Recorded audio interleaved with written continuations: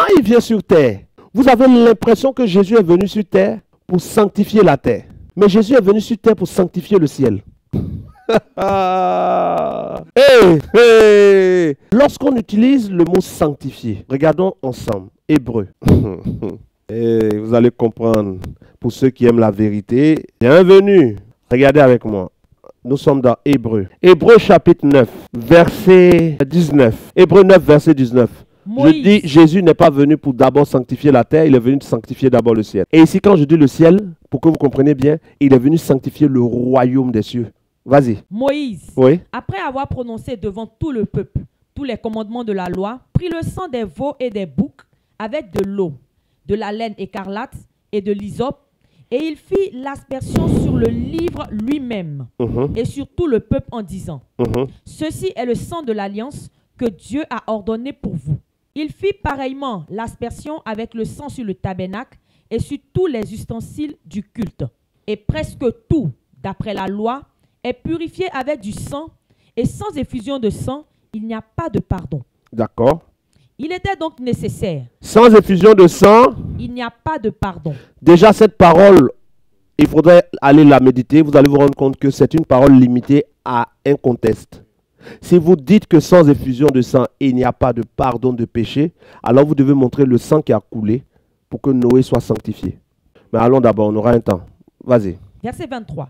Il était donc nécessaire, Il était donc nécessaire, puisque les images des choses les images des choses qui sont, dans les cieux devaient être purifiées de cette. même de cette manière. Donc les choses qui sont sur terre, parce que Moïse a bâti le tabernacle à l'image de ce qui lui a été montré dans les cieux. Oui.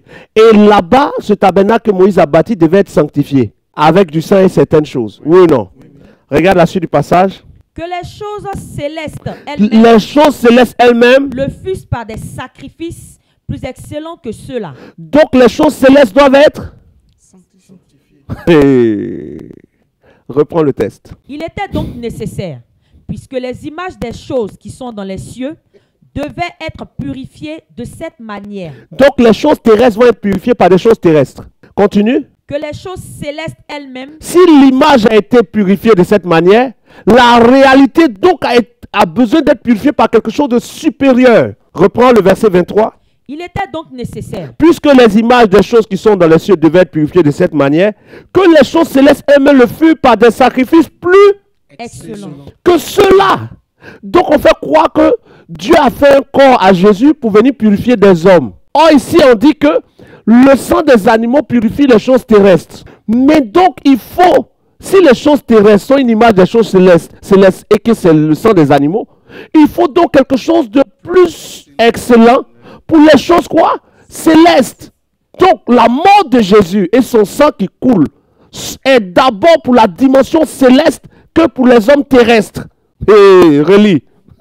Il était donc nécessaire, puisque les images des choses qui sont dans les cieux devaient être purifiées de cette manière, que les choses célestes elles-mêmes le fussent par des sacrifices plus excellents que ceux-là.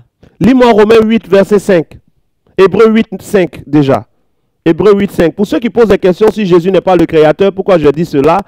Colossiens 1, Hébreux 1, tout ça. Calmez-vous. Il y a un peu d'eau à boire, on y vient. On est dans un niveau qui a dépassé ça. La saison 2 est suffisante. Vas-y. Hébreux 8, 5. Hébreux 8, 5. Lesquels célèbrent un culte. Hébreux 8, 4. S'il était sur la terre, Oui. il ne serait pas même sacrificateur, puisque là sont ceux qui présentent des offrandes selon la loi. Hébreux 8, 3.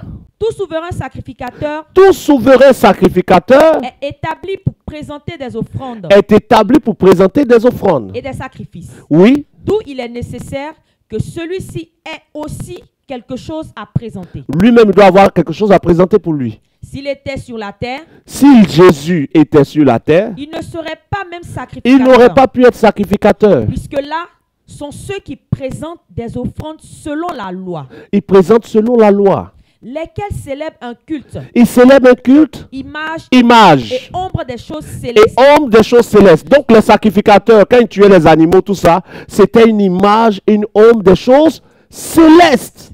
Continue. Selon que Moïse en fut divinement averti, Selon que Moïse en fut divinement averti, lorsqu'il allait construire le tabernacle, il lui a été dit, aie soin, lui fut-il dit, oui, de faire tout d'après le modèle qui t'a été montré sur la montagne. Donc Moïse a vu le tabernacle dans le ciel et il a fait un modèle sur la terre. Oui. Oui ou non? Oui, oui. Et donc dans le tabernacle qui est dans le ciel, dont Moïse va faire un modèle, Moïse va mettre un voile entre le lieu saint et le lieu très saint. Oui. Donc dans le tabernacle qui est dans le ciel, il y avait un voile ou il n'y avait pas un voile? Le voile était entre où et où? C'était entre quoi et quoi? Entre le lieu saint et le lieu très saint aussi dans le ciel. Il n'a que faire que copier. C'est pour cela que quand nous regardons maintenant Hébreux 9.3, Derrière le second voile le second voile se trouvait la partie du tabernacle, appelé le Saint des le Saints, Saint des Saints derrière un voile. Continue. renfermant l'autel d'or pour les parfums Mhm. et l'arche de l'alliance entièrement recouverte d'or. Mhm. Il y avait dans l'arche un vase d'or. Donc tout ce qu'ils vont citer se trouve dans le lieu très saint. Le verset 6. Or, ces choses étaient ainsi disposées. Les sacrificateurs qui font le service entrent en tout temps dans la première partie du tabernacle. Et dans la seconde, le souverain sacrificateur seul entre une fois par an, non sans y porter du sang qu'il offre pour lui-même et pour les péchés du peuple. Mhm. Le Saint-Esprit montrait par là Le Saint-Esprit montrait par là que le chemin du lieu très saint n'était pas encore ouvert n'était pas encore ouvert. tant que le premier tabernacle Tant subsistait. que le premier tabernacle subsiste. Quel est le premier tabernacle? Celui de Moïse. Tant que l'image, on est encore au stade de l'image, le lieu très saint ne peut pas être ouvert. Donc tant qu'on est sous Moïse, tous ceux qui étaient saints qui mouraient partaient au sein d'Abraham parce qu'ils ne peuvent pas aller puisque le voile empêche le passage. On va? Donc, Jésus n'est pas venu déchirer le voile du temple terrestre, mais il est venu pour rompre le sceau pour que le voile du temple céleste s'ouvre. Comme j'étais en train de le dire, Jésus n'est pas venu pour déchirer le voile terrestre, le voile du temple terrestre, mais le voile du temple céleste. Parce que Moïse a bâti le temple terrestre, le tabernacle terrestre, à l'image du tabernacle céleste.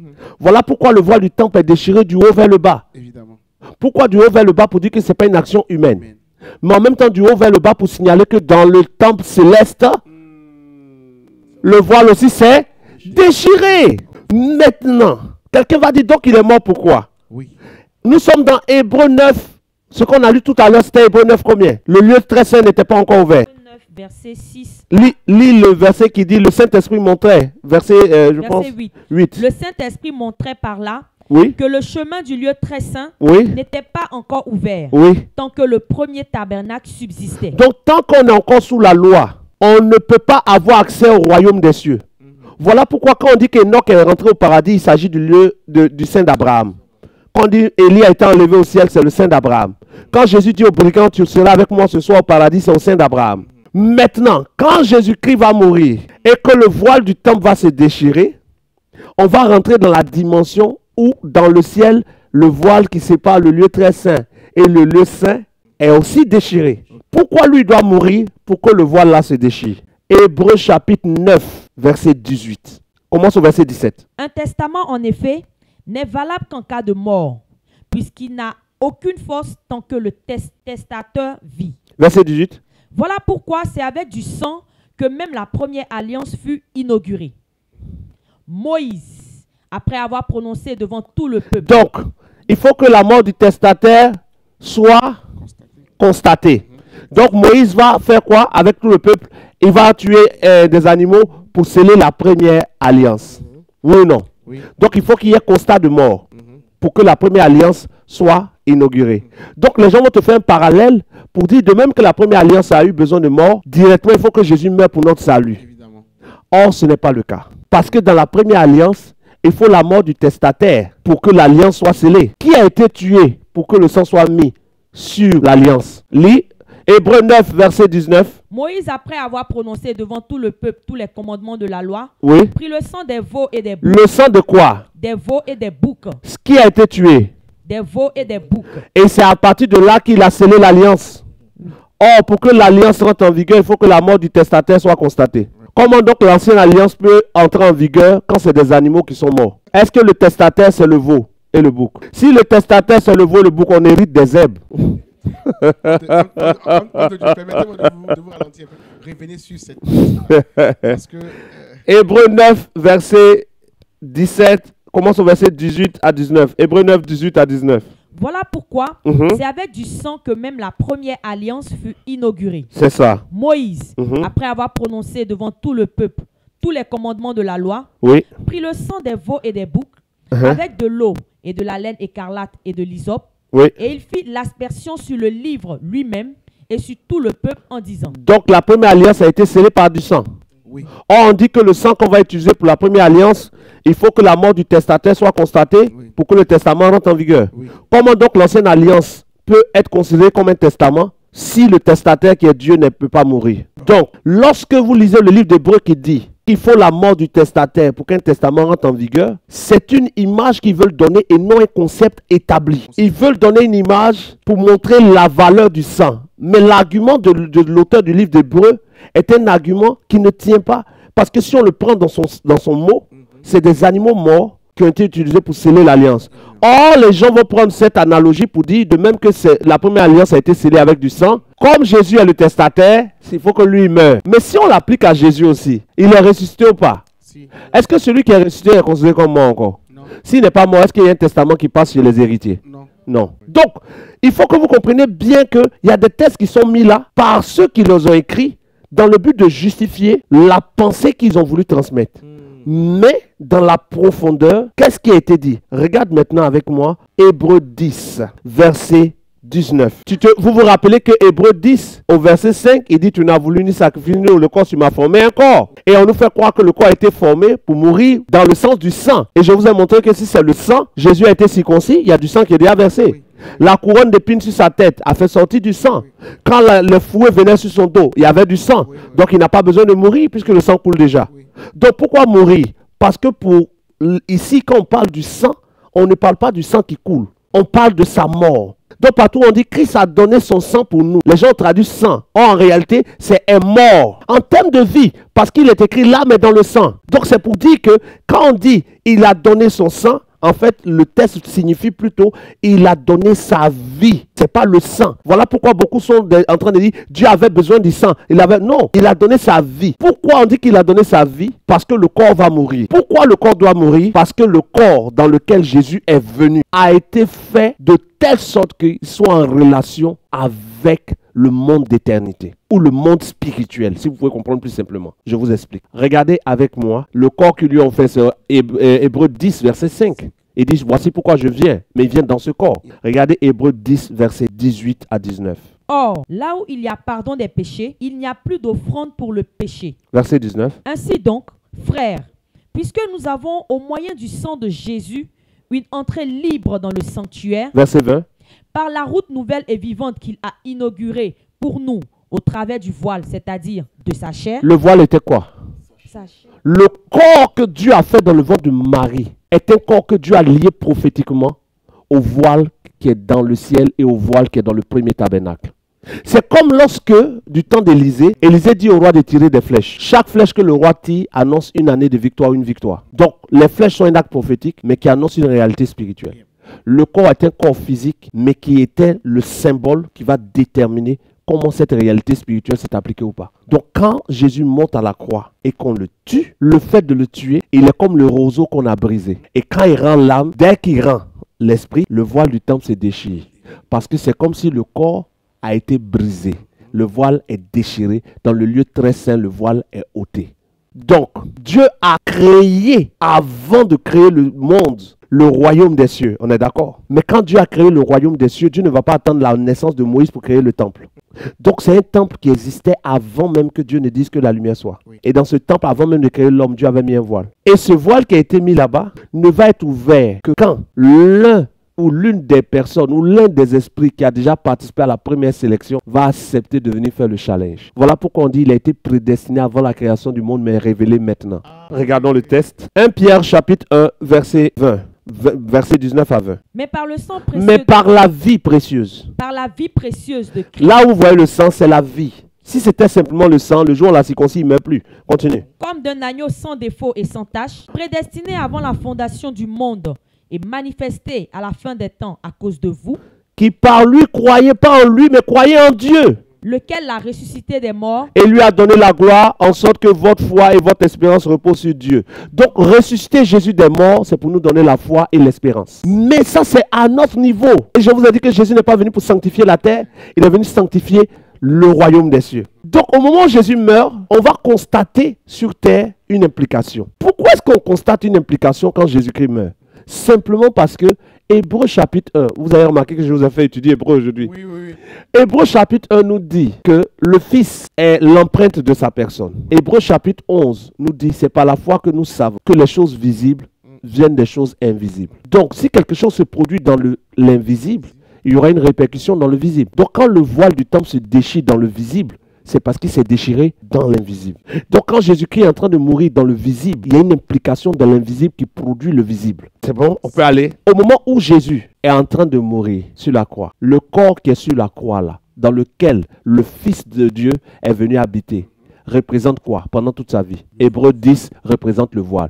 Donc, le voile se promenait sur la terre. Parce qu'on dit, il ouvre un chemin nouveau qu'il a lui-même inauguré. Il inaugure le chemin nouveau. Or, tu inaugures quelque chose qui n'a jamais été utilisé. Donc, le chemin que le Fils prend est un chemin que personne n'a déjà pris. Ce qui va impliquer que, de toute éternité, le voile n'a jamais été ôté. Donc, personne n'avait pu être en communion réelle avec Dieu. Même les esprits Les êtres qui étaient dans les cieux n'ont jamais été en communion avec Dieu tant que le livre scellé de 7 sceaux n'est pas ouvert. C'est pour cela qu'il y a pu avoir dans la sélection une bonne sélection. Puisque pendant que Dieu fait une sélection, il ne s'implique pas. Il vous met en face de réalité. Et donc dans les cieux, dans les réalités qui ont été mises, celui que les esprits ont rencontré, c'est le Fils avec qui ils ont été en contact. Et plusieurs d'entre eux n'ont pas réussi à accepter l'autorité du Fils. Donc il dit, je me lèverai au-dessus du trône de Dieu. C'est je me lèverai au-dessus de celui que Dieu a mis au-devant de nous, pas de Dieu lui-même. Et donc, quand il dit je me lèverai au-dessus du trône de Dieu, je serai semblable au Très-Haut. Pourquoi est-ce qu'il peut penser devenir semblable au Très-Haut? Simplement parce que celui qu'ils appelaient le Très-Haut dans ce ciel-là, c'est Jésus, mais qui est le représentant de Dieu, l'image de Dieu. Car ce que Dieu a connu d'avance, il les a aussi prédestinés à être à l'image de son Fils, afin que son Fils soit le premier-né de plusieurs frères. Donc Jésus a été engendré avant nous tous, mais on a appelé à être à son image, lui-même étant l'image de Dieu. Mais quand je suis à l'image de Christ, je ne suis pas Christ. Et quand Christ est à l'image de Dieu, il n'est pas le Dieu. Et donc, quand Adam est créé à l'image de Dieu, Dieu dit faisons l'homme à notre image. Adam va être créé à l'image de Christ. Parce que personne ne peut porter l'image de Dieu, parce que sa grandeur est telle que personne d'entre nous n'a son image. Donc quand on dit que Christ est à l'image de Dieu, il a une portion de Dieu qui est en lui. Et c'est cette portion et cette morphologie que Dieu a donnée à Christ avant la création du monde, que les anges vont avoir. Parce qu'il est le modèle. Voilà pourquoi on dit toutes choses ont été créées par lui. Le par ici, c'est à travers. C'est un mot grec qui veut dire à travers. Ça veut dire que si je suis un bon peintre et que j'ai mon tableau devant moi, je regarde Samuel et je peins. Je peux dire que j'ai peint cette image à travers Samuel. Mais ce n'est pas Samuel qui a peint, mais il a été mon modèle. Donc Christ a été le modèle par lequel Dieu a tout créé. Toutes choses ont été créées par lui et pour lui, afin qu'il soit le roi de toutes choses. Donc, quand ils sont engendrés, ils trouvent quelqu'un qui est l'engendré avant eux. Et donc, ils sont censés se soumettre à lui parce qu'il a des pouvoirs supérieurs. Mais il a leur morphologie, il a leur image. Ils sont à son image. Donc, plusieurs d'entre eux vont se dire, mais pourquoi c'est lui qui doit dominer sur nous? Je lèverai mon trône au-dessus du Très-Haut. C'était leur épreuve, l'orgueil. Pourquoi celui qui est devant moi, je peux être mieux que lui? Il est assis là même en fait. Je serai semblable au Très-Haut.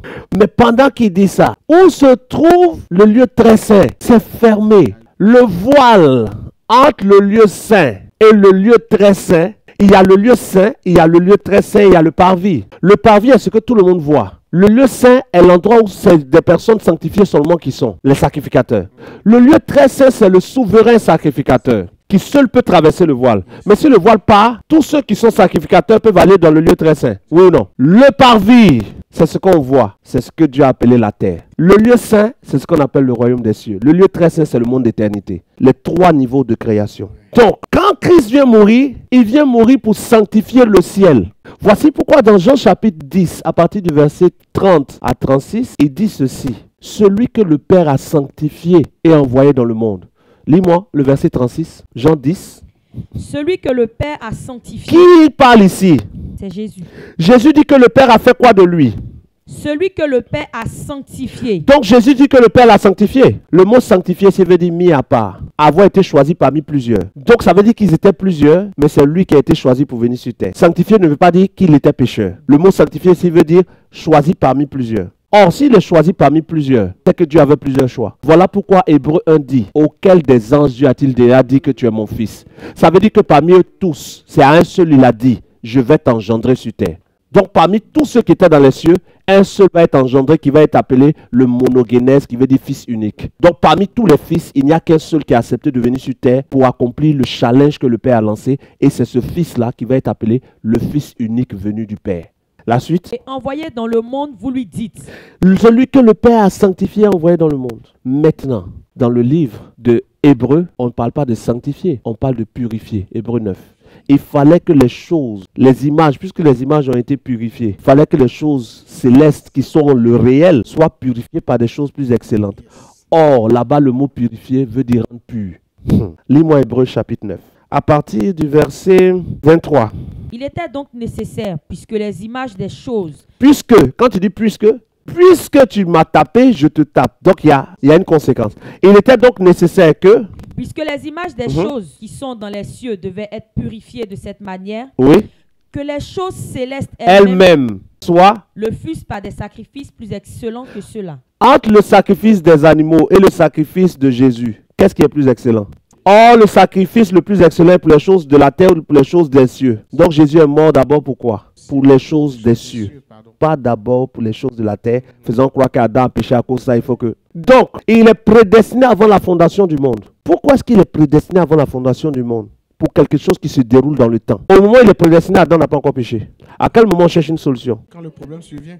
Ça veut dire qu'avant que Jésus ne soit engendré, Dieu va établir le royaume en ayant mis les voiles. Parce que Dieu fonctionne toujours de la même manière. Avant d'engendrer Adam sur terre, il faut que la terre existe. Oui. Avant que Jésus ne soit engendré, il faut que là où Jésus va être existe. Donc Dieu va créer d'abord le royaume avant de créer les êtres du royaume. Et le premier être du royaume devient Jésus. Donc Jésus est engendré avec le fait de réaliser qu'il y a une séparation dans les sphères. Il y a la sphère de l'éternité. Il y a la sphère du spirituel.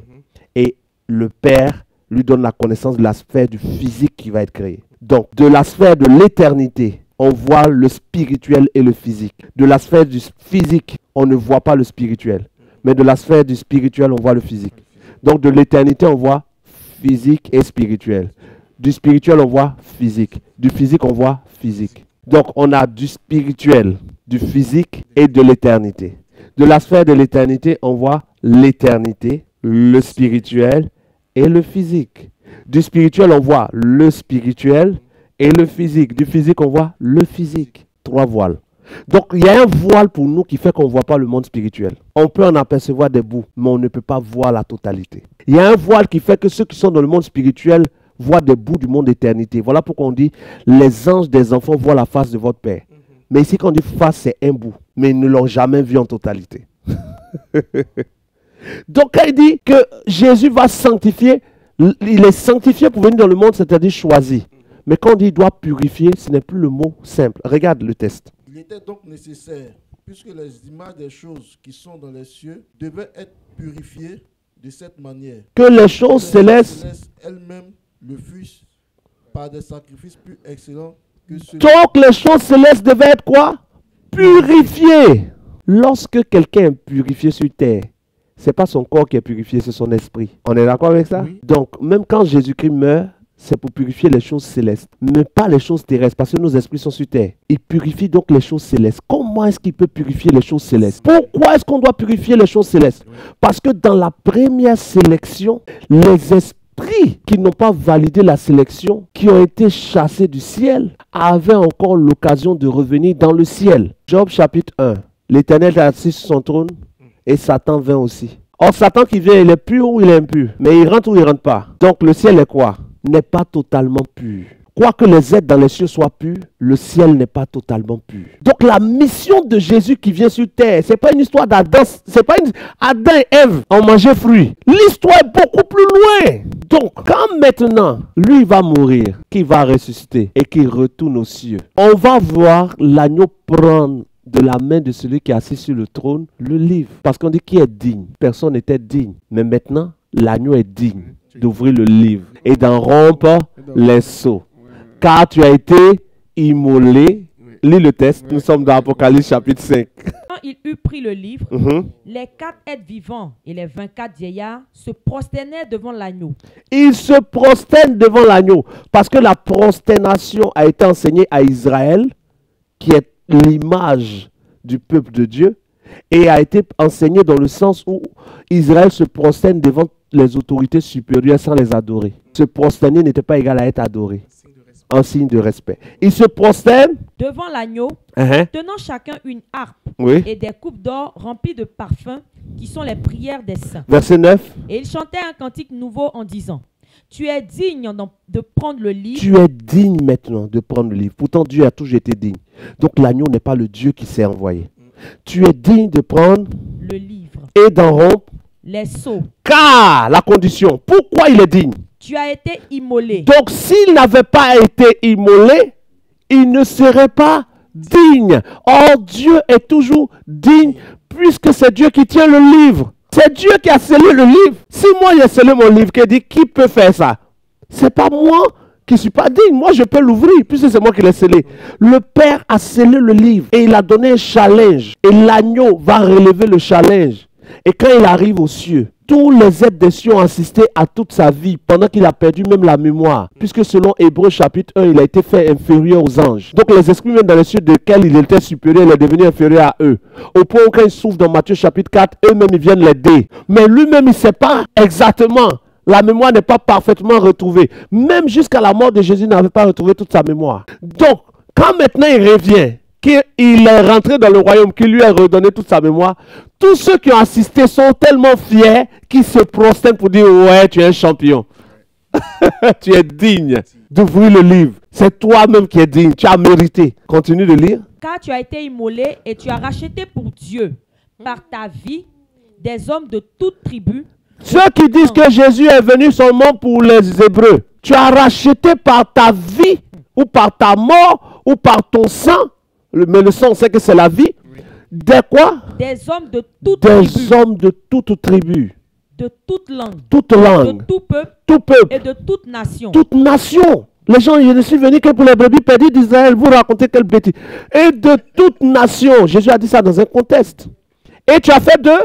Et tu as fait d'eux un royaume. Un royaume et des sacrificateurs. Pourquoi est-ce qu'il a fait de nous un royaume et des sacrificateurs? Parce que les sacrificateurs seuls ont accès au lieu saint. Or, le royaume des cieux est appelé le lieu saint. Si nous ne devenons pas sacrificateurs, nous ne pouvons pas franchir le voile de la terre. Donc, tous ceux qui ne sont pas au service de Dieu restent dans le séjour des morts parce que la terre, ils ne franchissent pas son voile.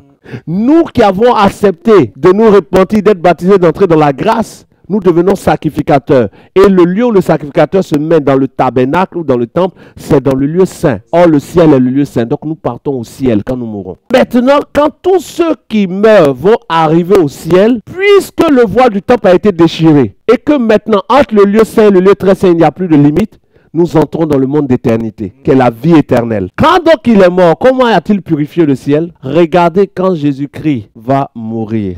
On va dire ceci, qu'il va y avoir des ténèbres sur toute la terre. Apocalypse chapitre 12, verset 7. Puis je vis dans le ciel, Michael et les anges vont combattre contre le dragon. Et le dragon va combattre avec ses anges.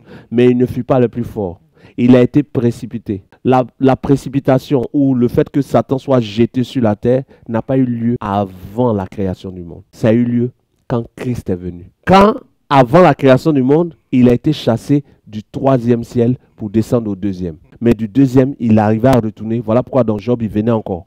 Et quand il venait dans Job, la vision que Job a, Job dit l'Éternel est assis. Parce que tous ceux qui ont eu des visions, en voyant le trône central, se disent que celui qui est dessus est forcément le Dieu véritable. Pourtant, le vrai Dieu même ne peut pas être aperçu, même en vision. Donc, tous ceux qui ont eu des visions dans l'Ancien Testament et tout ça, celui qui voyait, c'était le Fils, qu'ils ont appelé l'Éternel. Or, comme le Fils a été engendré par le Père, il dit, faisons l'homme à notre image. Il dit, maintenant que l'homme est devenu comme l'un d'entre nous. Or, personne n'est comme Dieu. Vous arrivez à suivre? Donc, il a été précipité au deuxième ciel. Et du deuxième ciel, ils ont bâti les ténèbres de la terre avant qu'Adam ne soit créé. Maintenant, quand le Fils va venir sur terre pour relever le challenge du Père, parce que le Père n'est pas visible, mais le Père communique. Donc, le Père demande, qui enverrai-je et qui marchera pour nous? Jésus décide de descendre. Et la même chose va se passer dans Isaïe, puisque le Fils qui est sur le trône va dire, qui enverrai-je, qui marchera pour nous? Voilà pourquoi David dit, le Seigneur a dit à mon Seigneur. Donc, celui qui est sur le trône est Seigneur, mais il est Seigneur du Seigneur, sous le Seigneur. Donc, quand ils ont été précipités du deuxième ciel, ils n'ont pas été précipités sur terre. Mais quand Jésus va venir accomplir la mission pour sanctifier le ciel, ça veut dire pour les éjecter totalement et qu'il n'ait plus de droit. Pour qu'il n'ait plus de droit, que faut-il faire? La seule chose qui peut faire qu'ils ne vont plus avoir de droit se révèle dans l'Ancien Testament. Lorsque le sacrificateur était dans le lieu saint, son niveau de sanctification n'était pas obligatoire et on ne pouvait pas le déterminer. Mais quand le souverain sacrificateur rentre dans le lieu très saint, on met une corde à son pied. Parce que s'il rentre là-bas qui n'est pas sanctifié, il meurt. Donc, pour éradiquer le mal du lieu saint appelé le ciel, il faut que le voile soit déchiré pour que la lumière du Dieu qui est capable de repousser les ténèbres rentre. Donc Jésus vient pour que le voile qui empêche le lieu d'éternité, ou le Père qui a une gloire, qui habite une lumière inaccessible, que nulle personne n'a déjà vu là. La lumière inaccessible que personne n'a déjà vue n'est pas visible à cause du voile. Si le voile est déchiré, la lumière luit dans les ténèbres. Et les ténèbres qui ne pourront pas la supporter vont descendre au parvis, qui est la terre. Voici pourquoi les esprits maintenant sont sur terre. Ils ne peuvent plus rentrer. Et Apocalypse 12, 7 nous dit quoi? Lis ça. Il y eut guerre dans le ciel. Il y eut guerre dans le ciel. Michael et ses anges combattirent contre le dragon. Oui. Et le dragon et ses anges combattirent. Uh-huh. Mais il ne fut pas les plus forts. Pourquoi depuis là, c'est maintenant Michael vient combattre avec ses anges contre le dragon? La suite va nous dire. Et leur place ne fut plus trouvée dans le ciel. Leur place ne fut plus trouvée. Ça veut dire qu'ils avaient encore une place. Continue. Et il fut précipité. Qui? Le grand dragon. Qui? Le serpent ancien. Qui? Appelé le diable et Satan. Celui qui séduit toute la terre. Il fut précipité sur la terre et ses anges furent précipités avec lui. Et j'entendis dans le ciel une voix forte qui disait, maintenant le salut est arrivé. Maintenant le salut est arrivé. Ça veut dire que tant que le voile du temple n'a pas été déchiré, même les esprits dans le royaume des cieux ne sont pas encore à l'aise. C'est pas une question d'Adam et Ève. C'est plus loin. Continue. Et la puissance et le règne de notre Dieu. Maintenant le salut est arrivé. Et la puissance, ainsi que le règne de notre Dieu et l'autorité de son Christ. C'est maintenant il va avoir toute l'autorité. Parce que malgré qu'il était sur le trône, le sauvage là rentrait pour accuser les gens, pour bafouer l'autorité de celui que Dieu a établi. Maintenant son autorité va être établie. Continue. Car il a été précipité. Il a été précipité qui? Accusateur de nos frères. Oh, où il allait accuser Job, il allait accuser Job. Celui qui rentrait là, il est précipité maintenant. Donc quand il est précipité, lui est qui? Celui qui accusait devant notre Dieu jour et nuit. Continue. Ils l'ont vaincu à cause. Ils l'ont vaincu à cause de quoi? Du sang de l'agneau et à cause de la parole de leur si l'agneau n'est pas mort, or son corps est le voile. Le voile ne peut pas être déchiré pour que le sauvage là n'entre plus dans le deuxième ciel pour pouvoir dire que je viens accuser quelqu'un. Parce qu'il n'accusait pas que les hommes. Voici pourquoi dans Zacharie il est dit, lorsque Josué était là, l'ange de l'Éternel était en face de Satan qui accusait Josué pour pouvoir le prendre.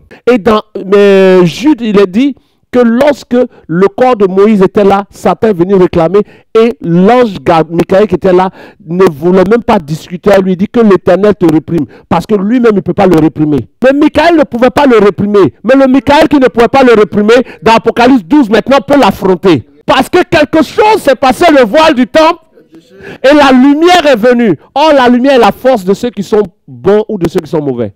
Le jour où le voile du temple a été déchiré, tous les êtres dans les cieux ont reçu une puissance supérieure. Donc ça veut dire qu'ils avaient une puissance inférieure. Donc dans certains combats, les êtres dans les cieux avaient des difficultés. C'est pour cela qu'au temps de Daniel, l'ange qui est descendu a été bloqué par un démon. Donc ce n'est même pas une histoire de Jésus est venu mourir pour les péchés des hommes, machin. Non, non. Michael qui ne pouvait pas contester avec lui. Regardez le texte, je vous donne le texte. Jude 1, verset 9. Or l'archange Michael, Or l'archange Michael, lorsqu'il contestait avec le diable, quoi? et lui disputait le corps de Moïse, Il dispute le corps de Moïse, ils sont en train de lutter. n'osa pas porter contre lui Il n'osa pas porter contre lui. un jugement Il ne peut injurieux. même pas l'insulter. Mais il dit Il dit, que le Seigneur te réprime. puisque moi, il ne peut pas te réprimer, que l'Éternel te réprime. Mais quand il disputait le corps de qui? Or, tant que le premier tabernacle subsiste, le tabernacle éternel ne peut pas être ouvert. Donc, en ce temps-là, c'est le tabernacle de Moïse. Le lieu très saint est fermé. La gloire qui apporte la force aux êtres des cieux n'est pas encore révélée. Donc, les êtres des ténèbres, on arrive encore à tenir tête. Ils luttent le corps de Moïse. Quelqu'un ne t'a pas servi. Mais Michael qui ne pouvait pas faire quoi? Il dit quoi? Il n'osait pas porter contre lui Il un ne peut jugement. pas. Mais il dit que l'Éternel Te réprime. reprends la lecture, mon portable a bugué. Vas-y. Or l'archange Michael, Mhm. lorsqu'il contestait avec le diable Ouais, et lui disputait le corps de c'est Moïse, ça. n'osa pas porter contre lui un jugement injurieux. Totalement Mais d'accord. il dit Mhm. que le Seigneur te réprime. Que le Seigneur fasse quoi? Te réprime. Que le Seigneur te réprime. Est-ce que vous savez le mot qui est traduit là-bas par réprimer? Qu'il te taxe selon ta faute. Ça veut dire que moi, je ne peux pas te taxer selon ta faute, mais que l'Éternel te réprime. C'est ça, non? C'est ça. Regarde maintenant avec moi.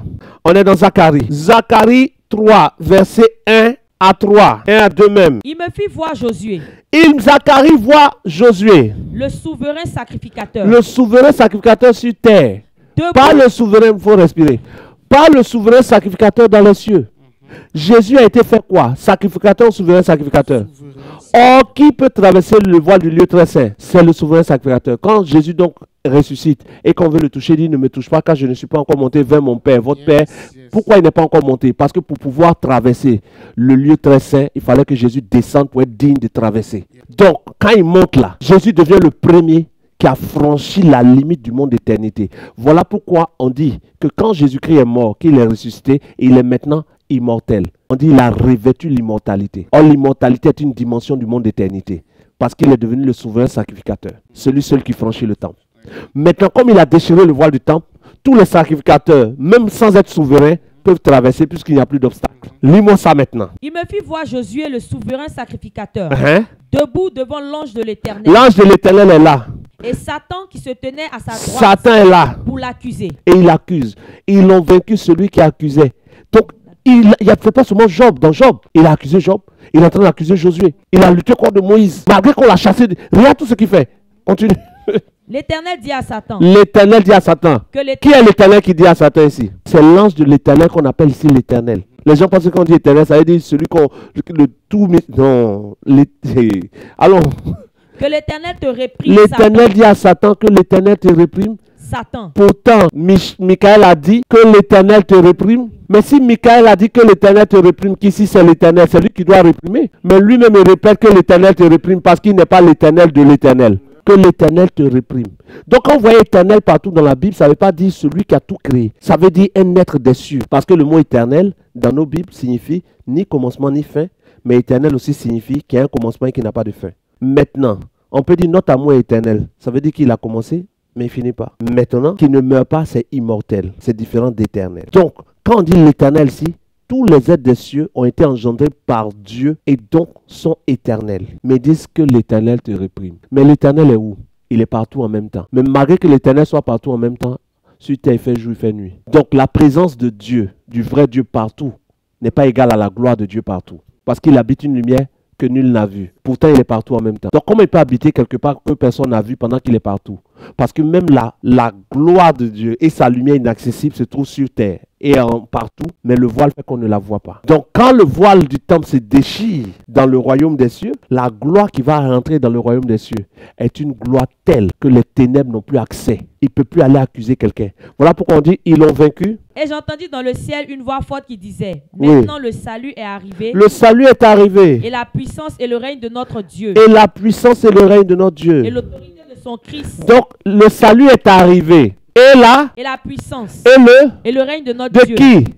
De notre Dieu. Donc si quelque chose arrive, est-ce que c'était là? On fait bien la distinction entre la puissance et le règne de notre Dieu et l'autorité de son Christ. Donc il y a son Christ et il y a le Dieu qui a son Christ. Mais maintenant est arrivé la puissance et le règne de notre Dieu. Cette puissance arrive comment? Quand l'agneau meurt sur la croix et que le voile est déchiré pour que cette gloire inonde l'univers. Donc la gloire, quand l'agneau a déchiré le voile, quand le voile est déchiré par sa mort, la gloire qui inonde le monde d'éternité, passant par le monde spirituel, a atteint la terre. Donc avant que l'agneau ne meure, il dit le royaume des cieux est proche. Qu'est-ce qu'il appelait le royaume des cieux? Quand lui-même vient du royaume des cieux. Le royaume des cieux, c'est la gloire de Dieu qui vient. Et comme toute source à sa base plus intense que la portée, les ténèbres ont pu venir se réfugier sur terre et sont réfugiés dans les parvis. Regarde la suite. Maintenant le salut est arrivé et la puissance et le règne de notre Dieu et l'autorité de son Christ, car il a été précipité, l'accusateur de nos frères, celui qui les accusait au passé. Quand et quand? Jour et nuit. Ça veut dire défiler là-bas. Il fallait donc que le ciel soit sanctifié, purifié de ce sauvage et de son armée. Jour et nuit. La suite. Ils l'ont vaincu à cause du sang de l'agneau. Ils l'ont vaincu à cause du fait que l'agneau soit mort. Et de la parole de leur témoignage. Car et ils n'ont pas aimé leur vie jusqu'à craindre la mort. Donc comme l'agneau est mort et qu'il est ressuscité, nous tous on a l'espoir de la résurrection, on n'a plus peur de la mort. Donc qui était le diable et quelle était sa puissance? Garde-moi Apocalypse 15. Qui était le diable? Et quelle était sa puissance avant qu'il ne perde toute cette puissance? Regardez avec moi. Hein. Qui était-il? Nous sommes dans Hébreu. Parce que les gens disent Jésus est mort, c'est pour le péché d'Adam. Oh. Il y a une lutte plus grande que celle de la terre. Hébreu chapitre 2, verset 14. Ainsi donc, oui. Puisque les enfants participent au sang et à la chair, oui. Il y a également participé lui-même, oui. Afin que par la mort, il anéantisse celui qui a la puissance de la mort. Il anéantisse celui qui a quoi? La puissance de la mort. C'est-à-dire le diable. Le diable avait la puissance de la mort. C'est lui qui avait cette puissance. Il avait la puissance de la mort. Et comme il a la puissance de la mort, regarde le verset 15, et qu'il délivra qui? Tous ceux qui, par crainte de la mort, étaient toute leur vie retenus dans la servitude. Donc, les gens étaient retenus esclaves du diable parce qu'il avait la puissance de la mort. Maintenant que l'agneau est mort et qu'il est ressuscité malgré ta puissance, ô mort, où est ton pouvoir? Ô mort, où est ta puissance? Quelqu'un est sorti sans que quelqu'un ait eu besoin de dire sort. Dès cet instant, la preuve est que tu n'as plus de pouvoir. Et donc ceux qui craignaient à cause de la mort n'ont plus crainte. Voilà pourquoi les rachetés peuvent témoigner de Dieu même quand on leur promet de les tuer. Et Christ est leur vie. La mort est un gain.